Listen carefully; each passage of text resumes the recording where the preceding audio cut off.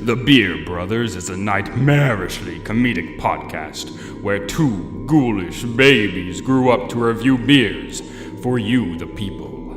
You can drink along if you like, but do so responsibly. At home, in the dark.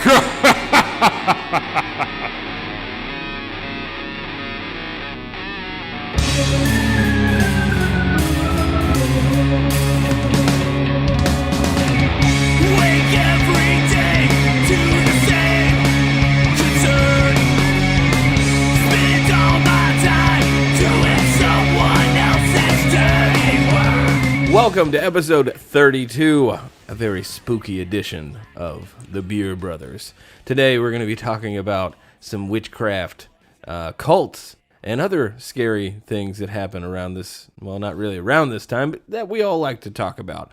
Okay, before we get started on everything today, I want to go ahead and give a shout out to Lime Drop Garage.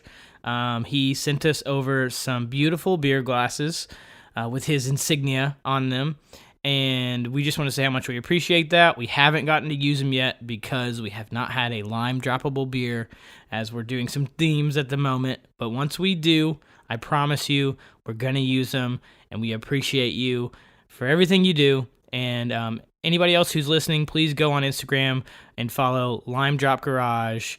He's a great guy. I think with that being said, I'm Cody. I'm Micah. Let's get weird. All right.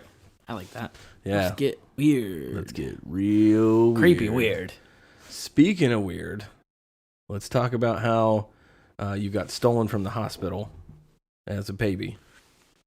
I mean, we all know that you're not my real brother. That's very true. I've known for years. I don't know who my real family is. Mom had a weird thing happen, all right, with you. She just was like, I need another one, but I don't want to do the work. So she snuck into the hospital and got her little pequeña Micah. Turns out I am a descendant of the Roosevelt family. Ah. I come from very high class society. Yeah. I have some great blood in me, but it doesn't show. But here in your condominium in the south side of Nashville, that is not apparent. What could have been had I not been stolen away from that life. And brought to the weird world that is our lives. All right, let's jump into our first beer. Our first beer is from Southern Prohibition Brewing out of Hattiesburg, Mississippi. And this is their Devil's Harvest Breakfast IPA. Whoop, whoop. So I thought this was maybe like a special release, but this is one of their core beers. Flagship. So this is just a year-round, Halloween-looking beer. All of our beers today are going to have can art or bottle art that is very Halloween-themed. Yes. So the ales themselves won't necessarily be, like, I don't know, pumpkin beers or anything like that. Mm-mm. That's, I think, next week, actually. Yes. But they will all have Halloween spoopy can art. Devil's Harvest is a golden, crushable IPA with a ghostly hue. A moderate dose of oats help cloud up the beer while grabbing some hop oils from the large dry hop of Citra and Mosaic. By only using whirlpool and dry hopping techniques, we have cut down on bitterness while raising the aroma in this small 4.9% ABV interpretation. So when it poured out, I thought, oh, it kind of looks like juice. It does. It resembles orange juice, like a little bit of a, I don't know, like a Sunny D or something. Oddly enough, it does have an orange taste to it. That's the Citra hops coming through. But when I sipped it, I was like, oh man, this is absolutely crushable and crushable with breakfast. So bacon and eggs, here it comes. The hop levels aren't super high. It almost, like, as far as like the level of hops that are in it, it feels more like a pale ale. Yeah. The smell level is very high. Like, aroma-wise, it's really like you hoppy. get the floral notes of the hop without the bitterness. So the bitterness level feels low, but you're still getting that Citra floral notes. Yes. It's super hazy. Poured very foamy and nice, like. But no, I actually like. This is insanely crushable. This is almost like they said a breakfast IPA, but it has that mimosa-y sort of feel to it. Yeah. So they kind of nailed the theme of saying, like, you could wake up and start your day with this. Yeah, wouldn't recommend it, normally, but Well, I was just tailgating all weekend, and I started my day with beer, like light Miller beer. Yeah. And I mean that's fine. Mm-hmm. Sometimes, like if I'm drinking early like that, I'm going on like a whole day. Gotta get I like going with easy like guys. maybe like a mimosa first or a coffee with Bailey's. That's my good starter to just get me in the mood. Okay. I didn't have a choice this Your time. primer. But yeah. Gotcha. The first thing that I want to talk about is I've found some cults, okay, that I'm not joining. I've sent interest cards in. Yeah. Oh, okay. I'm kind of interested in them. But I'm going to give you the name of the cult, okay, and then I want you to tell me what you think the cult is about. Okay? Okay. Yeah. I just want you to know these are all going to end terribly, but they're all going to be weird and or fucked up. So yes. I'm sure. 100%. Okay, you ready? Here we go. Yep. Some of these are still current, which is the scary part. Oh my gosh. Real quick, let me take this jacket off. I'm kind of swishing it. Okay. Swisher Sweets. Nope. It's Micah's new name for the Beer Brothers. This episode is sponsored by Swisher Sweets. Your butthole mouth. Wait, that's not what I was going to say. Your mouth will Feel taste like a butthole in the morning. Yeah. There it is. Swisher Sweets. I got my words really mixed up there. Your butthole will feel like a mouth. All right, here we go. First one. The Ant Hill Kids. Ant Hill Kids. The ant is ant spelled A-N-T. Yes, as in an ant hill. Is it a cult that worships an ant god and they allow ants to bite their bodies as a ritual service? That would make a lot of sense. That is not what this is. Okay, this is a doomsday cult that existed between 1977 and 1989, and it was run by a guy. It's Rock Thorold was his name, but it says ran a small doomsday cult. In Ontario, Canada, between those dates that I already gave, exercising absolute control over a dozen adults and at least 26 kids, most of whom he had fathered himself with his 9 concubines. So this guy already is like setting it up. Okay. Yep, he's got 9 of them to take care of. Is it franchising? Yeah. Franchising? Yeah. Just gonna set one up over here. Got several families. Got one in the East Coast. The family down in Mississippi's doing very well. Here we go. Before getting kicked out of the Seventh-day Adventists, he had amassed a following by organizing detox seminars for people trying to quit smoking or drinking. He's not on this show, obviously. So he probably, I would assume, because of that experience, is probably a really good talker. Really good. Probably a great manipulator of people. Yes. He convinced several of them to quit their jobs and leave their families to live with him in the wilderness. First red flag. Like, hey guys, I got this great idea. Guys, I'll help you stop smoking and drinking. Just come out to the woods with me. I got a cabin. Yeah. It's gonna be a good time. It'll be a weekend. I'll make you drink and smoke so much you'll never want to do it again, and that's how it works. Dubbing them the Anthill Kids because of how hard he demanded they work. He demanded, if they would not work for him, that they break their own legs with a sledgehammer. Take that in. Just take that whole sentence in. I would just be like, nah, I'm good. See you later. I know. How do you have that much power over somebody? You're like, I said you're going to weed the garden, and you're telling me no? And you're telling me no? Go break your legs with a sledgehammer. Now, how do you break your own legs with a sledgehammer? That would be really hard to do. How do you do that? I mean, they're very heavy, and they're not easy to swing. Like, it takes a lot. Like, maybe you just kind of prop up on the porch, you like put your knee between a post and the thing, and you're just like, no. It's done. I did it, master. Oh, no. I've done it, Papa. Yes, Papa. Yes, Papa Ant. Like, anyway, okay. He successfully became a sadistic cult leader, demanding absolute loyalty and punishing naysayers and doubters. Dude, this is the part you're about to get like, oh, I thought the sledgehammer was enough. Was enough. He nailed children to trees. Oh, my God. Yes. Made his followers eat their own feces. And when angered, He'd strip them down and bat them, pluck their hairs out one by one, and many other forms of abuse. Strip them down and what? It says bat them. I'm guessing like hit them with a bat? Yeah, like beat them. What? Terribly. And yeah. Anyway, he also refused to take anyone to the doctor. So no doctors. So a lot of people probably died. Instead, performing surgeries himself without anesthetics. It's like some Civil War shit. Well, what was the time frame again? This is in the late 70s through the 80s. I thought you said 18-something. 1977. Oh my God. Yes, sir. Yes. Here, okay. We're just gonna keep getting worse. Which resulted in one woman's death from pulling out her intestines. Go figure. That's a we're gonna have to put a warning before this episode. It's Halloween. I know. I'm gonna have to put an extra warning now. Yeah, it's fine. This should be our Patreon episode where you pay $1 to get it. Viewers beware. Right. This episode contains some nasty, nasty content. All right, I'll stop on this next part because Okay. it's at the limit. Oh no. So, Anthill Kids.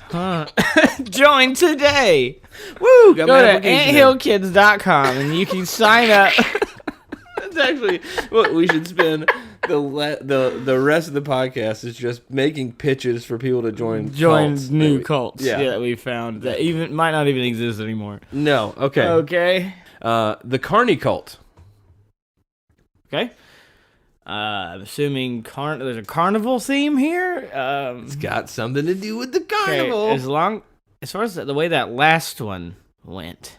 Oh, this one's just as bad. I'm gonna try to now guess with a little more education to where we're headed here that this is some weird like carnival show, torture, fun.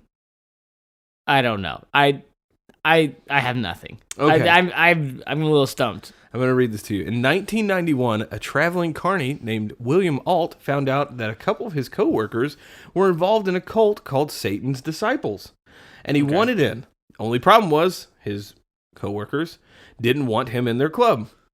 Not wanting to give up the dream of being one of Satan's disciples, he decided to blackmail the group. With his knowledge that the co-workers had killed an 18-year-old boy previously and, hid it. Okay. Yeah, so he's like, you don't That's let crazy. me in. Wow. I'm going to tell the world about your murderous ways. Okay. The 5 members, it was 5 people, of that decided to trick him. This is not really a cult. It's more just, they were a cult, but they didn't want this guy in, so that's how they got figured out. Anyway, so they decided to trick him and said, yeah, you can join our cult. They drove him out to a secluded area, told him to lie on a makeshift altar, and then proceeded to mutilate and torture him. After tying and gagging him, the group invoked Satan before cutting an inverted cross into his body and killing him. They later found him in the field, and eventually all 5 of them were arrested, and some are still in prison today. This is in 1991. Okay.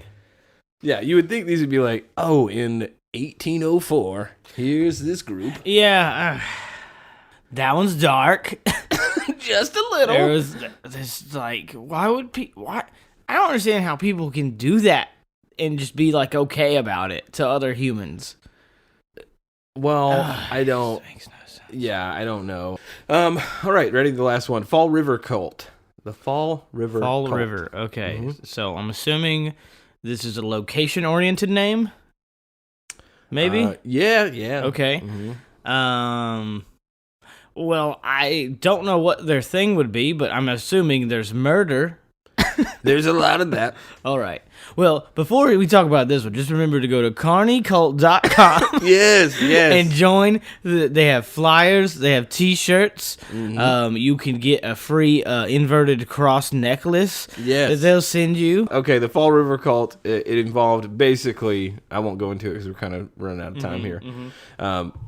It basically involves sex workers, like a demonic sex worker ring. And so what these 2 people do, a pimp and another prostitute, is they would lure in other young sex workers, and human sacrifice them, and just leave them in places like in front of schools and in front of Damn. Terrible. What was the time period of that one? This is talking about who the main person was.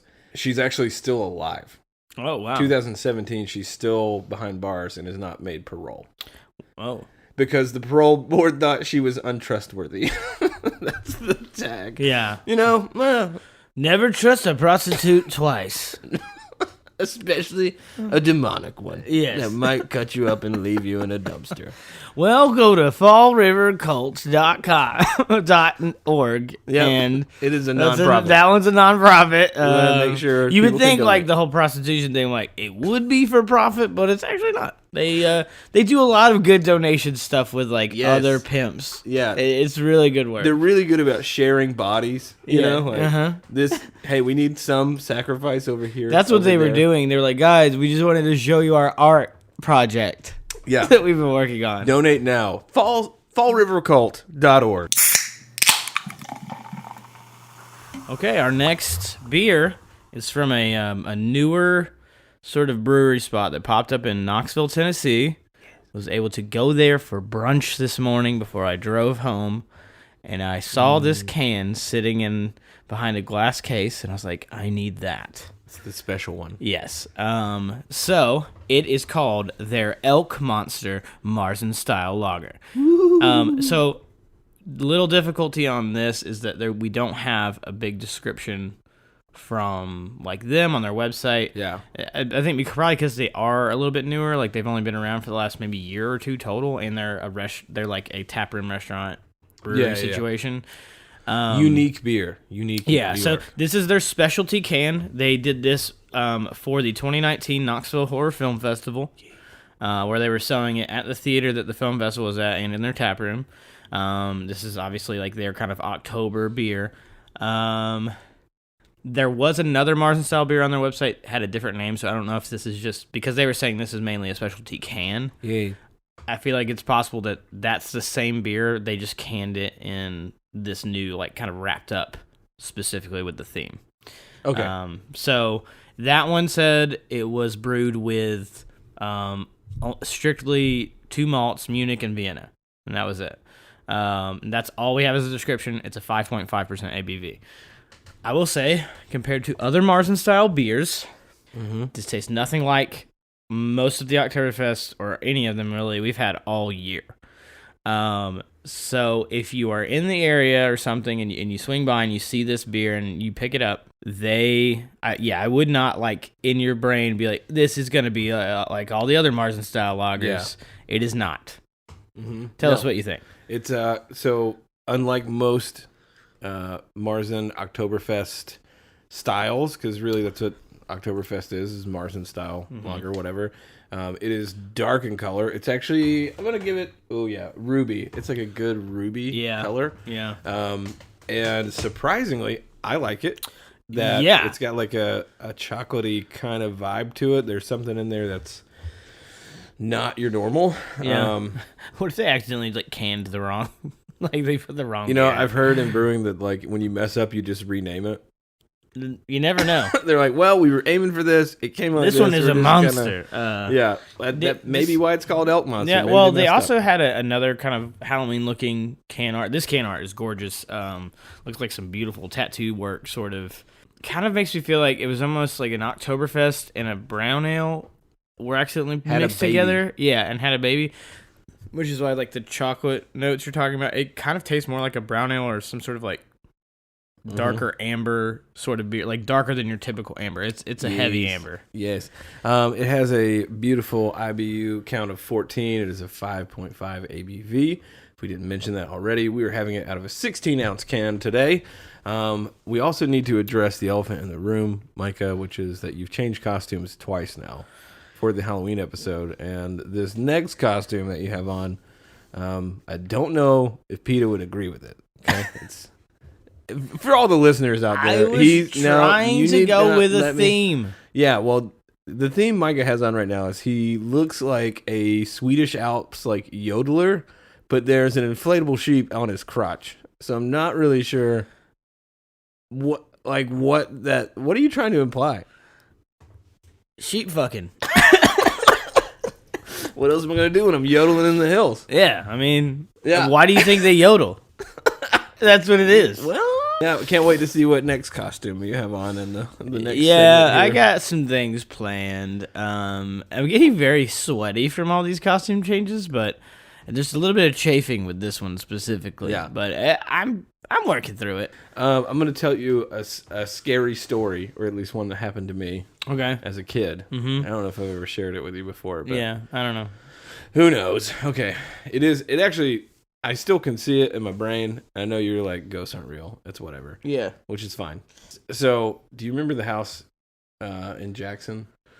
Yeah, the split level. Yeah. Okay. I don't know if we shared a room at that point or if it was me and John. I don't know. Maybe. Okay. It doesn't I matter. was pretty young when we Yeah. lived there. I only remember like a couple years of that. Anyway, so we shared, or me and one of my brothers, I don't know which one it was, but we shared a bottom floor basement. Mm-hmm. It had a back door, and the back door had a 2-pane glass in it, so light could come through. All right? Yeah, okay, I know what you're talking Yeah. about. I know that room. And so the house behind us had a like street light in their backyard for whatever fucking reason. I don't know, but Yeah. they had a light. It was like a orange or a blue kind of light. And so it would shine through that wall. Well, the way that our bed was set up, the stairs to the basement, our bunk beds are right like across from the stair. One night I'm sleeping, and so at nighttime, the light from that door would shine across the wall and across the opening where the stairs came down. You couldn't really see into the stairs. Like, you could kind of see the stairs, but you really just saw the light, door, light, right? Okay. So anyway, I'm in the top bunk of the bed, and, was looking at the popcorn ceiling that was down there, picking that shit off the... Yeah. as you do when you're a kid. Yeah. And it's late at night. Whoever is sleeping on the bottom bunk is asleep already, and I hear our door open. And now, from where I'm at in the bed, where I'm at in the bed, I could see the top stair, and so I can see the bottom of the door. So I know when the door is open or closed. Okay. Door opens up, and a pair of feet are at the top of the stairs. Uh-huh. Yeah, and at this point, I'm starting to freak the fuck out because it's not like, it's just like, I'm a normal person walking into your room. I need to find something like mom would do, right? Uh-huh. It's like really planned out, whoever's doing this. And I'm like, Mom? And nothing happens. And I, Mom? And then this thing starts to come down the stairs, and it's got like a dress on. Like, it's a woman. Uh-huh. I know it's a woman. Okay. Right? And I, at this point, I like am fully freaking the fuck out as a kid. And I go, Jacob doesn't like He doesn't this like story. this story at all. Dude, he just made a noise that creeped me out. I'm scared. Okay, so I go under the covers, and I come back out, and there's this figure, this fucking woman standing within the shadow. Like, so she's not in the light part yet, right? Yeah. And I come out, and she barely puts like the edge of her face into the light, and then I hide under the covers again, and I pull the shit back off, and she's gone. This is a terrifying story, dude. Yeah, that's good. Actually, I was imagining that. I was like, oh shit, dude, this is kind of freaky. Like, it's scary as hell. I mean, with kids, it was probably a dream. It probably, I don't know what it was. Like a night terror sort of situation, where you like. It could have been. I don't know, but I can still see it vividly. I still see the bottom of like the nightgown at her feet at the top of the stairs. That's really scary. Right? That's a good scary story. You're like, all right, man. I don't think I even have scary stories like that. Like, I probably forgot most of anything I ever thought was scary. Yeah. Yeah, I did have a crazy dream one time. This like witch demon woman was doing something to like trying to grab my feet or like claw. Like she had like sharp. She was fiddling your piddle? Yes. She's trying to stick her sharp claws in my butt. No, she had these like sharp claws and was trying to get my feet. Like trying to grab at my feet or whatever. And I woke up. Weird. I mean, and this was I was like a grown Were you in the man. bunk bed? I was like, no, I was like 19. I was a Oh, grown human. And full-grown human. Yeah, and I had like this dream, and it woke me up. I was kind of freaked out. But like after I woke up, Yeah. like the bottom of my feet were just kind of tingling. Oh, You know, but that's not weird. not like your feet are asleep tingling. Like you might have been having a heart attack and the blood wasn't getting to your feet. Yeah, so your brain's I don't like, know. Yeah. demon woman. Yeah, I have no idea what it was, but I just remember like waking up and my feet felt like they had been like, you know, like if you ever like rub your feet really hard on the carpet. Yeah, yeah. You know just what I that mean? Weird. You get that weird Yeah. sort of like burning, tingling sensation. But yeah, no, that freaked me out. I remember waking up being like, are demons real? Here's what Are ghosts real? here's what I think happened to you. Okay, is that really you were sleep moonwalking barefoot, and then got back in the bed and had a nightmare about it. I don't think I've ever slept walked unless I was drunk. And that's like different. That's a different thing. 'Cause that's when that's when you end up peeing on things Yeah, we've talked about that that. you don't mean to pee on. Right. Like all of the things that you could probably pee on that you shouldn't. You end up peeing on them. So this is what I'm going to ask is, we put a question out on Instagram of, what's a ghost story that either happened to you. I want to hear their ghost stories. Yeah, or that you believe is real, or that really fucked you up. Yeah, that'd be good. Let's put that out there, and we'll see what people say. I'm sure somebody's got some ghost stories that you're like, either that's like bullshit, or they have some good spoopy ones. Yeah, well, hopefully, I don't know. That's the only one I have. I don't really have good. any. I don't have any other ones. That one made me pee a little. All right, our next beer is brought to you by Three Floyds Brewing, out of oh my god, Munster, Indiana. There it is, out of Munster, Indiana. This is their Alpha King. It is a bold yet balanced American pale ale with slight caramel sweetness and aggressive citrus hopness. This is our flagship beer, is what the website says. The style is an American pale ale. The IBU is 68, and the ABV is 666. Happy Halloween, everyone, from Three Floyds Brewing. Yes, they had a cool bottle art with a little a samurai demon. Yeah, neat. Take it. It's good. I don't know, because I think the bottle says the IBV or ABV is different. I think for their website being so close to Halloween, maybe the updates are maybe they true. bumped it. I don't know, but it's fun marketing. It's like, whatever. Yeah, 668, Sure. because it's pretty hard to get that exact ABV. I mean, I'm sure they're pros. They know how they could. You could probably get pretty freaking close and just say, hey, let's just say it's 6. Yeah, it's like 6.3. It might be like 6.7 or something, Right. and they just for fun. But this is also another. It's not quite gold, not quite ruby, but is a little bit brown. So slightly amber in color, probably more on the brown side of that scale. Yeah, it's pretty amber. It is very hoppy, and it's a delicious pale ale. I don't know. You gotta find it. Three Floyds. Yeah. So very hoppy. A lot more bitter than I thought it would be for just a regular old pale ale. Yeah. Not usually like IPA versus just a normal like APA or something. You're gonna see, which is usually what that is when it's just a standard pale ale. You're gonna see that hop count lower, but this is pretty bitter. So I'm not gonna give it like a full on review right now because I just can't. Drank so much in the last 3 days. Yeah. That this is really hard for me to drink right now. So if you really, I will say this though, if you like very hoppy beers, you like IPAs, you will like this beer. Yes. Okay. If you love like bitter floral beer, right on the money. It's a good IPA or it's an American pale ale, so it's an APA technically, but if you like IPAs, you like that kind of style, this is a great great beer. You'll enjoy it. You won't have absolutely. So yeah, I can't give it like a really honest like, do I like it? Do I not? I'm actually not sure. It's just very hoppy. I think it's a solid beer. But because my taste buds are like, this is hard. I took a sip and I was like, oh, that's hard. But I don't want to skew my thing. Yes. Also wanted to add on before we move on. Last week we reviewed a beer.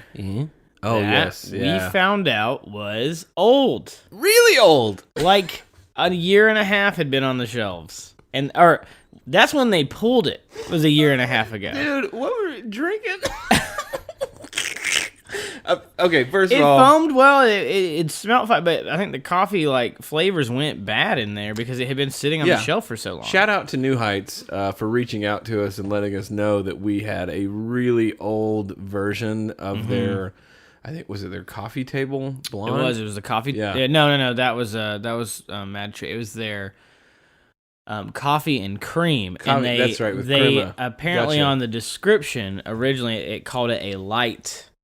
Yeah, and It had the word remove it. light in there, and because of like TBB law or like regulation, they were like, hey, you can't have the word light on there because your ABV is above a certain point on this can. It was like 5.5, so it's not a Got all session. technical on them. Yeah, they got technical on them. They had to pull that can. Yeah. And redo the wording, and that's how they knew because when we read the description that it was old. And Yeah, they're like, hey, wait a second. they're like, hey, I wish this review had gone better. But I just want to say, we pulled these like 16, 17 months ago.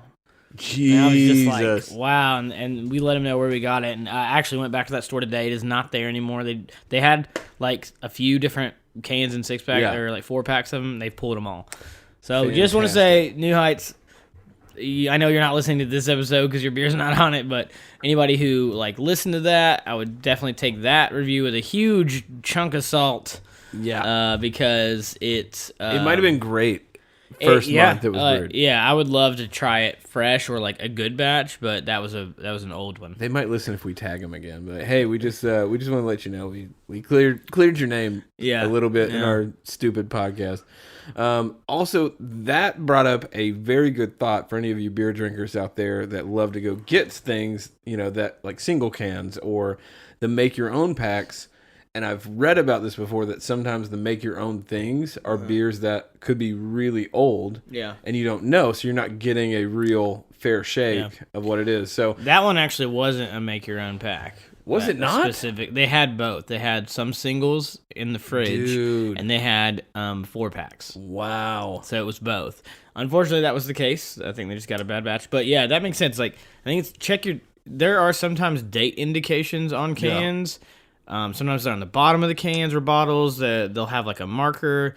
There's different little things that they do to make sure that like people know if that's fresh. It's pretty or not. Fresh, yeah. So definitely, it's something to keep in mind going into buying craft beers. That you gotta check those dates sometimes. I will let you know that these beers we're trying right now were brewed on September 18th of 2019. So they are pretty fresh. Yeah, beers. the last one we had was for specific. It was literally.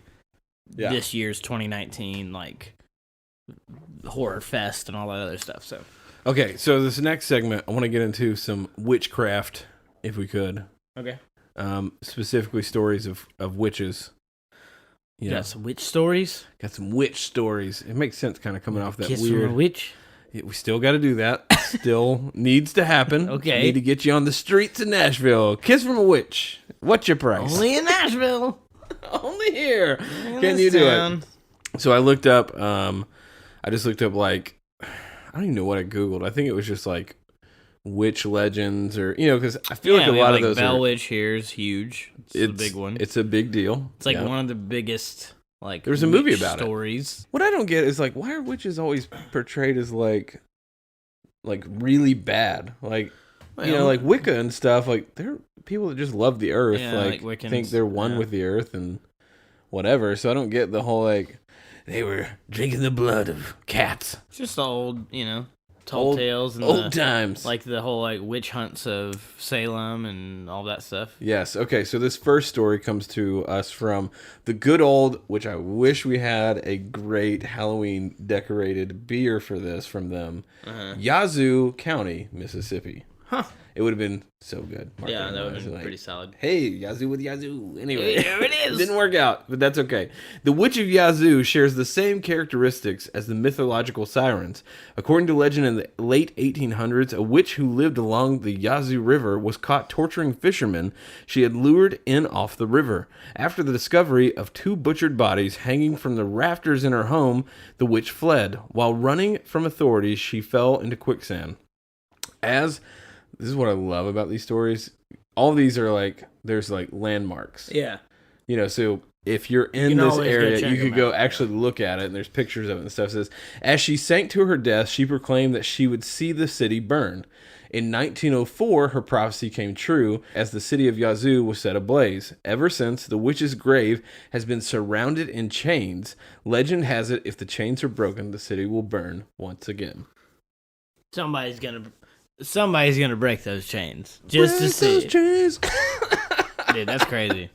I love that kind of stuff. Like, that's a cool, like, one, it makes me go just find the chains. Like, I just want to go see. I want to go where find it the happened. chains, and then I want to break them. And they'll be like, What's gonna happen? this city's on fire. As you're breaking it, Yeah. you literally hear, like, the second you break it, you just hear a boom. Yeah. Like a huge destruction. You look back, and the whole city, like, oh my god. Yeah, or who sings it? Yeah. We want to start a fire. Oh, yeah. It's always burning. We're gonna start the fire. That's Just it. walk into the woods with a playlist, Yeah. just playing all things about All setting something fire on fire. themed. Yeah, exactly. Here we go. Woo! All right. Anyway, okay, the next one is The Grave of Meg Shelton, which that sounds like Meg. This is an older witch story too, so it's like Meg seems a little informal. Yeah. Seems a little. What is Megan? Doesn't Yeah. sound as scary. But no, well, Meg Shelton doesn't sound scary. It sounds like on People magazine. Like, Hi, I'm Meg Shelton. Welcome to my cooking show. Today we're broiling a small man. Imp's toes is Yeah. what we're having. Here we go. Okay, this comes from Woodplumpton, Lancashire, England. Lancashire. Yes, this one's also cool. And well, just the fact that there's a place you can go see Yeah, what I'm about yeah. to tell you. In the late 17th century, the people of Woodplumpton, a small village in Lancashire, England, believed a woman called Meg Shelton to be a witch. You're about to love this part. Here we go. They claimed she would steal the milk from other people's cattle and transformed herself into an animal form at night as she carried out her mischievous deeds. So she stole milk, Okay. and they thought she became like a werewolf of sorts. Like, it would transform her into something so she could go do things. That was the claim. Like, that's what got her in trouble. It's a really dumb one. Right? It's really stupid. Okay, listen. It gets better.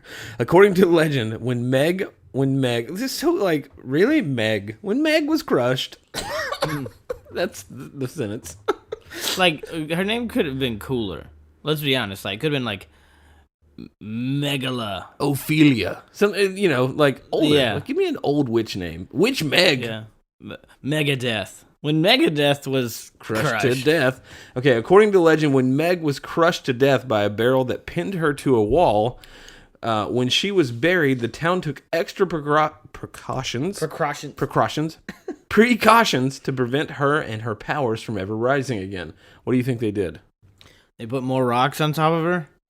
The townspeople buried her vertically, Oh. head first in the ground in Okay. a small, tight shaft, so that if she did try to dig her way out after she was resurrected, she would go the wrong way. Yeah, it'd be pretty hard to dig backwards. But if you're a real witch, You're gonna know. You can figure it you're, out. You're just gonna turn into Yeah. like a worm and then just come. This is gonna to the Hermione top. like apparate. Yeah, somewhere. exactly. Then they covered the hole with a large stone so that she would never escape. The stone remains to this day in the churchyard at St. Anne's Church, accompanied by a small plaque warning for visitors that has the Witch of Woodplumpton lies buried beneath. I would Real move thing. that rock. I would hunt. I'm the guy that just like wants to release all the witches. Let's release the demons. Maybe that's why. Yeah, let's go. Just let them all out. See what happens. Yes. Start a little trouble, and Yes. then we'll know if it's real or not. All right, here we go. Got another one for you. Ready? The Chesterfill Witch. Okay. Here she is. In the heart of Illinois Amish country, in a small graveyard lies the grave of the Chesterfill Witch. The story goes that in the early 1900s, a local woman was accused of witchcraft after challenging the Amish faith. Surprise, surprise. The town elders banished the woman, who they named the devil's servant, but days later her body was mysteriously found in a nearby field. Terrified, she would return to life and seek her revenge. The townfolk buried her, and an oak tree was planted to mark her location. The legend also goes to say that the tree contains the soul of the young woman, and if the tree is ever cut down or destroyed, the ghost of the witch will leave her grave and seek revenge on those who caused her death. There it is. Cutting down the tree. Cutting that tree down. It's got a fence growing through it. It looks like somebody tried to cut it down. There's like a huge gash. There is. Someone did try to cut it down. Someone actually thought about cutting it down. They probably got murdered on sight. The witch came out of the crease. Yeah. It's like it slipped out. Woohoo! Yeah. The tomb of Lilius Addy. Here we go. This is in Scotland. Lilius Addy was accused of being a witch by her fellow townspeople in Scotland in 1704. Coerced into confessing to being the devil's wife by the church, she died in prison before she could be tried, sentenced, and burned for witchcraft. Tried, sentenced, and burned for witchcraft. Her body was taken to the beach off West Fife coast and was buried deep in the mud just between the high tide and the low tide, using a large tombstone to cover her burial place, sealing her into her muddy tomb, lest she rise again and torment the living. However, legend goes her body vanished when the high tide came, but you can still find the large piece of stone that they used to bury her. Interesting. Interessante. Very much so. So, I've been practicing witchcraft at home. Yeah. Just turning like... You got any spells good yet? You got them down? I tried to turn one of my kids into a squirrel. Didn't work out. Did not work. Their foot... They got a tail now, and I can't get rid of it. Yeah. Not really sure. Their foot turned into just mush. It was really weird. It was like Jello filled shoes. It's like a slug. They used to leave a streak all along the house. Oh my God. Put a sock on. And the sock, spell's gone wrong. Sock didn't work. Typical. Went straight to the sock. It got soaked. Soaked the sock. We had to throw those out. We're getting a special boot made. Yes, exactly. Okay, anyway, we wait. Wait. No, we can move on. Okay. Wait for it. Hold. All right, our last beer of the day is by Crooked Stave Brewing. Damn it, why haven't I not looked up where they're from? Jesus Christ, I am this amateur hour.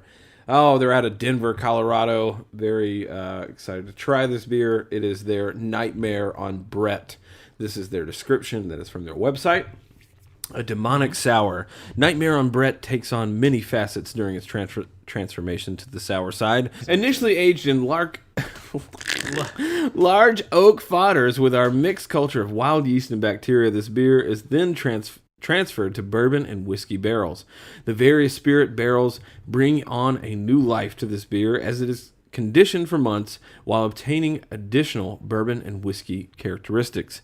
Dominated by dark fruit aromas and flavors, the underlying cacao notes meld with an acidic tart berry finish. With each batch release being a unique blend of barrels, the multiple variations of Nightmare on Brett released throughout the year prove that with creativity and experimentation, anything is possible. They recommend that you serve this at 54 degrees Fahrenheit. It is cultured in yeast, and it has an alcohol content of 9.666. This, also, what I like is that they give you overall notes are sour, dark cherry, coffee bean, and bourbon. That's kind of like the overarching thing.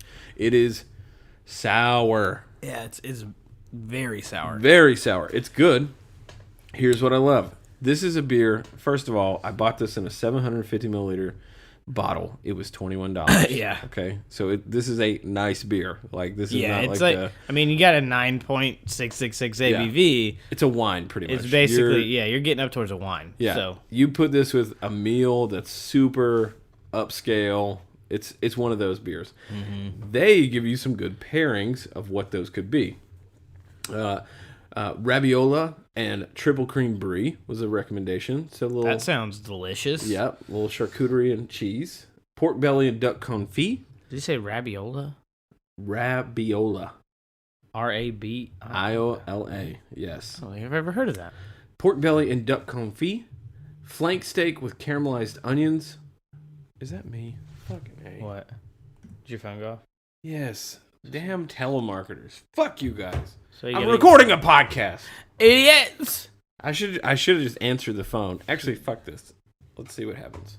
Oh, They're already gone. Okay, I was gonna answer Next it time. and be like, just keep talking. Next time it happens while we're on the phone, we do it. Flank steak with caramelized onions, crumbled blue, and creamy mashed potatoes.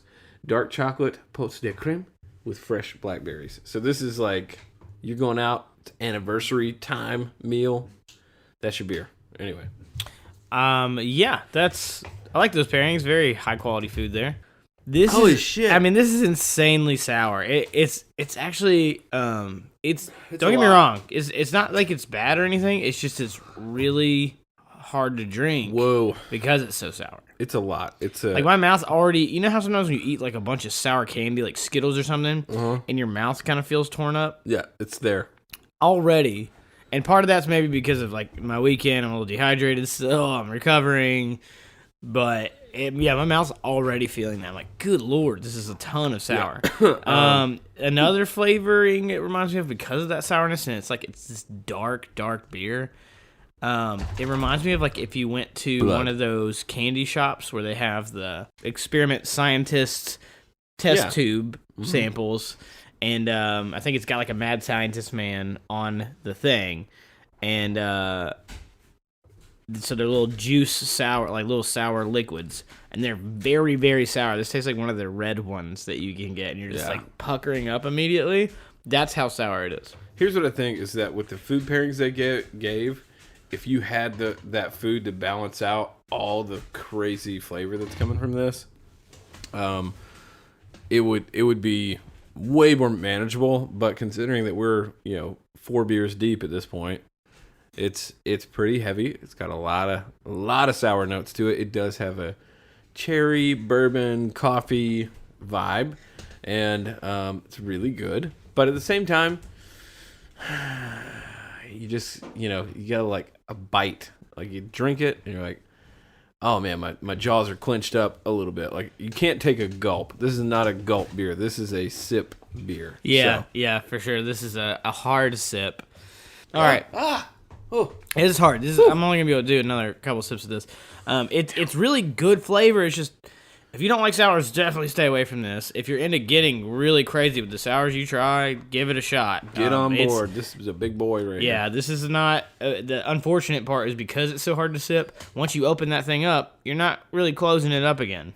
Okay, so a couple weeks ago, we asked some of our listeners and our Instagram followers to send us their drunk stories, like embarrassing or just fun, whatever drunk stories. So we had a few submissions that I would like to share now. So I started it off by saying, one time I was so drunk I went to pee behind a bank and fell over and fell asleep. That I think I've told that story before on the show. So I said, hey, tell us your funniest or worst drunk stories, and we'll put them on the show. So we're doing that now. The first one I got, I actually know who this was from, but they said, I thought I was going to die in a Euro place bathroom. Like a Euro Euro. Euro restaurant, like the Greek sandwich, lamb, beef, like falafels. Did they expound upon like? No, I know who it was. You don't know the story. Okay. I know who it was. Just gave her up. Yeah, I just gave her up. It was Lauren. It was my girlfriend. She, it might have been her 21st birthday. I can't remember. But she was living in Milwaukee, where she was going to school, and got very, very drunk.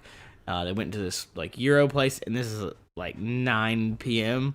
and she's like puking in their bathroom. 9 o'clock? Yeah, went ham on it. I think it was an all day thing. Who knows? Might have been a big went ham. basketball. Went It might have been Marquette Day. That's like a big day for them. Anyways, it's also Milwaukee. If it was cold out, what else do you do? Just get this one says, I yelled at a guy smoking a cigarette and told him that I beat cancer. I had a benign tumor, not cancer. Hey, I beat cancer. I'm like I just want more context. I want like, yeah, I love what happened. I love the non-context in most of these. Is that I don't get a lot of things. It's just like I yelled at a guy. I was like, okay, that's funny. Like, I was so drunk, I yelled at a dude smoking a cigarette that I beat cancer. Like, that's pretty funny.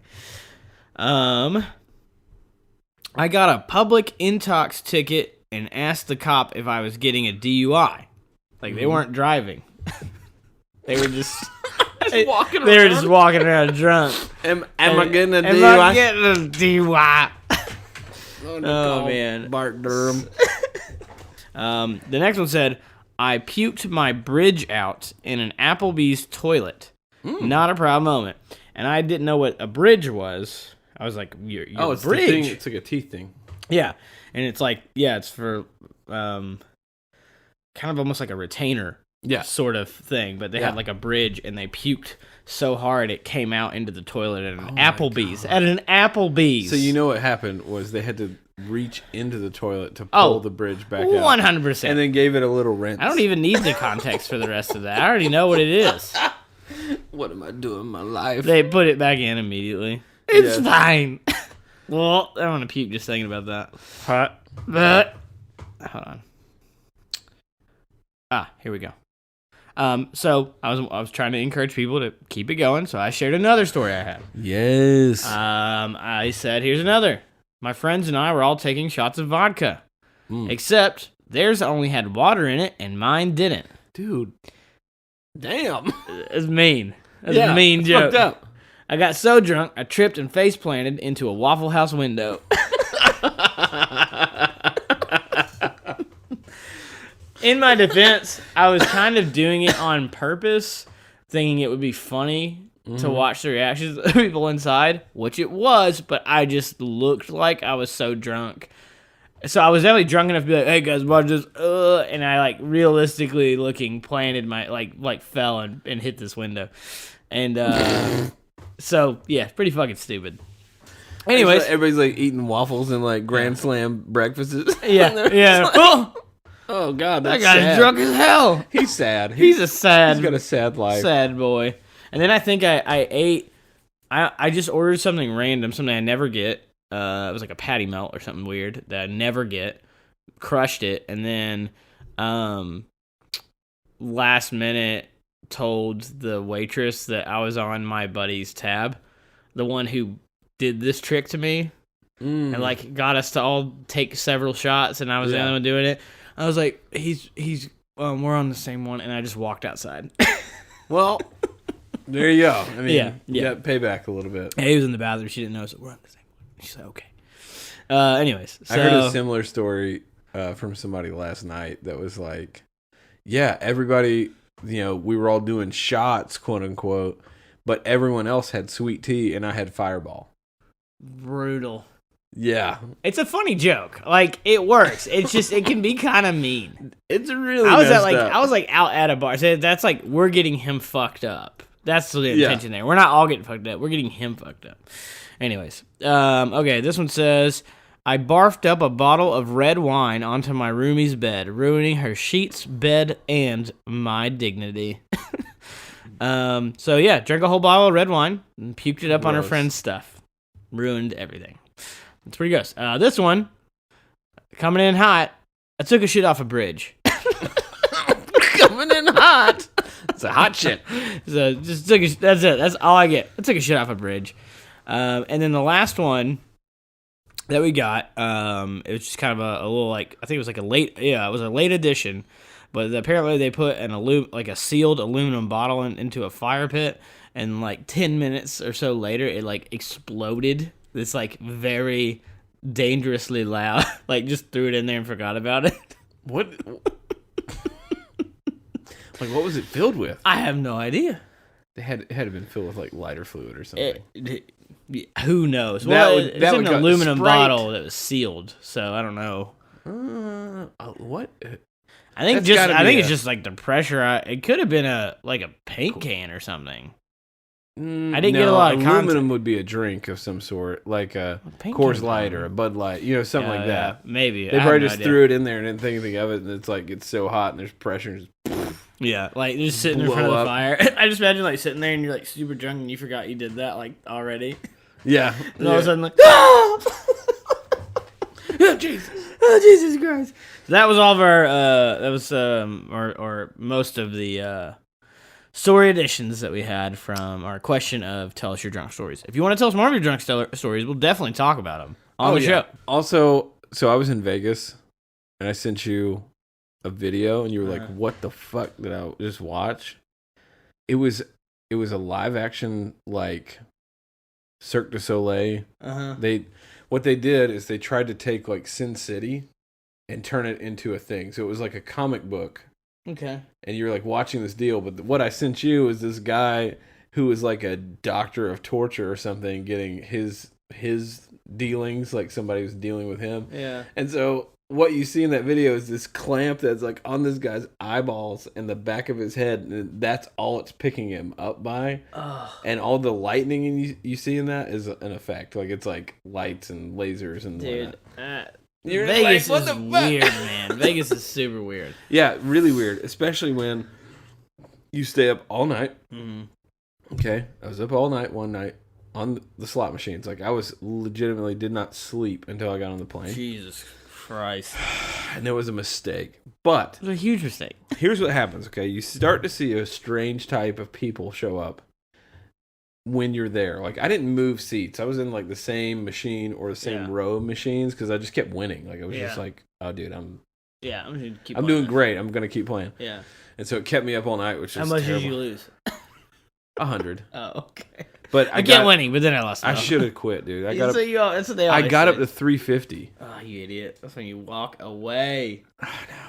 So dumb. And you gotta start over. You take the hunt, you take some. Well, here's my problem: is I get up to a certain point, and then I back. I'm like, okay, well, I'm okay with losing to this dollar amount, and then I get to that dollar amount. I need to win it back. Fuck, no, I can get it back, and so I lost it all. But so I definitely had somebody try to sell me their lighter for $1. Like, hey, you need a lighter? I'll sell it to you for $1. This is someone who's run out of money. Yeah, I need to win. I needed just one more $1. I had a homeless man. I need to tell you how I handled this dude. A homeless man comes sit next to me and be like, I just need $11. Like he gave me some story about him and his wife getting there and they're stranded and I need $11. Dude, you're in a fucking casino. Get real. I know that. I know. Okay, that's I know. So ridiculous that he would think that this would. Okay, this is what I did. I said, all right, man, you need $11? That's cool. I was like, I'm gambling, obviously. I said, if you can hang with me until I get to this number, I'll give you all of it. And so I sat with him. I was playing roulette at the time. And like roulette.